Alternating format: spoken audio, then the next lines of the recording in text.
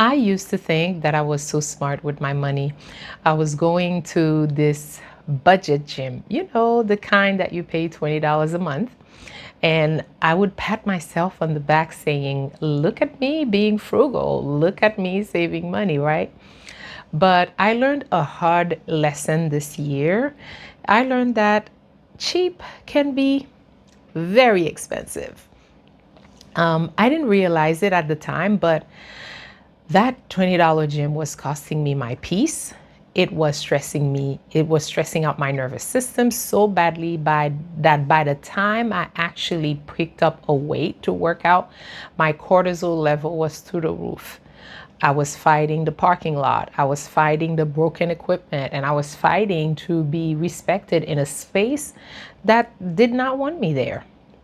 So it wasn't until I stepped into a new environment, a gym that felt more like a resort than a workout room, that I realized that you cannot heal in the same environment that makes you sick. I'm Webley, and welcome to day 10. Today, I am talking about environment. I'm talking about parking tickets, bias, and how a surprise gift from my life partner helped me finally join the 5 a.m. club. So let me paint the picture of the budget gym. On paper, it was a really great deal. In reality, it was a battlefield, okay? The first battle was just getting inside. The parking, oh my God, the parking, I swear there was a meter maid in that neighborhood whose sole purpose in life was to ruin my day. I kid you not. One day you show up and the sign says commercial parking except Sunday, right? Great. So I parked there. The next week, they slap you, they slap a sticker on the sign changing the rules, but you don't know that. The only way you find out is when you walk out to your car after your workout and you see a $90 ticket on your windshield. So now my $20 membership just cost me $110. That is Boston for you. Then you finally get inside and it's dirty. The equipment breaks and it stays broken for months, maybe a whole year. So I found myself doing these mental gymnastics just to get a workout done. I was constantly pivoting, or oh, the treadmill is broken. Okay, I'll do the bike. Or the bike is weird. Okay, I'll do weights. Oh, no dumbbells left. It was just exhausting. But the part that really messed with my spirit was the bias. I would be in the gym wearing full workout gear, leggings, sneakers, headphones, sweating, and staff members, not staff members,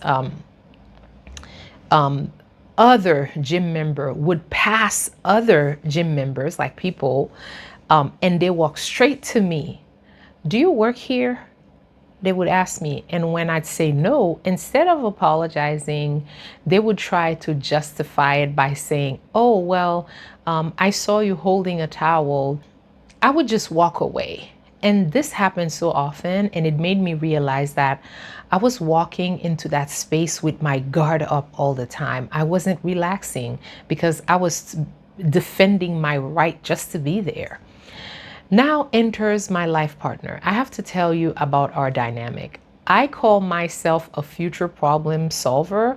I like to analyze things and plan. He is a present problem solver. He sees a problem and he fixes it now. He doesn't slip on it. He fixes it now. So I had been talking about this new gym that opened up. I called it the resort of all gyms. It was beautiful. It had everything, but it was a little expensive. So I just admired it from afar and kept complaining about my $20 a month nightmare. So one day he asks me, have you thought about that gym again? And I gave him my usual speech about how nice it is. And then he surprises me. He bought me a 1-year fully paid membership to the resort gym. It was the best surprise ever. Now, let me tell you about the nervous system shift.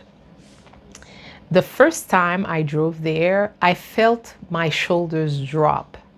Indoor parking, no meter maids, no $90 tickets. I walked in and it was clean.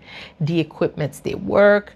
Nobody, not one person asked me if I worked there. They just smiled and said, hi. So I realized that for the first time in years, I was working out without anxiety. Now you might be thinking, Webley, that's a lot of money for a gym, but let me tell you about the return on investment, the ROI. Because the environment was so nice, I actually wanted to go. I find that I would wake up at 5 a.m. just to be there. I am not naturally a morning person, but at the old gym, I had to go at 5 a.m. just to avoid paying for parking. It was a punishment. At the new gym, going at 5 a.m. felt like a luxury. It was quiet, it was peaceful. I cultivated the habit of waking up early and it changed my entire day. Now, here's the math. If I get up at 4 a.m. and I get to the gym by 5 a.m., by 4 p.m., I realize that I have been awake and productive for 12 hours. My workout is done. My work is done. I have lived a whole day before most people finish their commute. And this brings me to the best part, the evenings. Now, because I'm done early, my calendar is clear by 3 or 4 p.m. That means I can prioritize spending time with my family.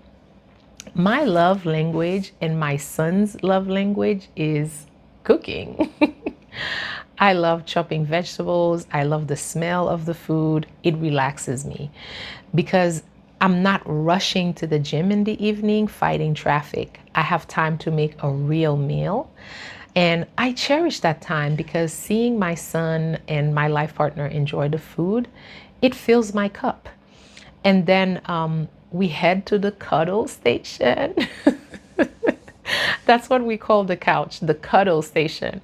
When we have movie night, we just sit and relax. We aren't stressed. We aren't rushing. And the expensive gym membership bought me that time. It bought me that peace. So here's the lesson for day 10. Stop trying to bloom in dirt that is full of toxins. If your environment is fighting you, whether it is a dirty gym, a cluttered office, or a stressful home, fix it. Sometimes the best investment you can make isn't in a stock. It's in a space that treats you like the person you want to become. I'm Webley, and thank you for watching day 10.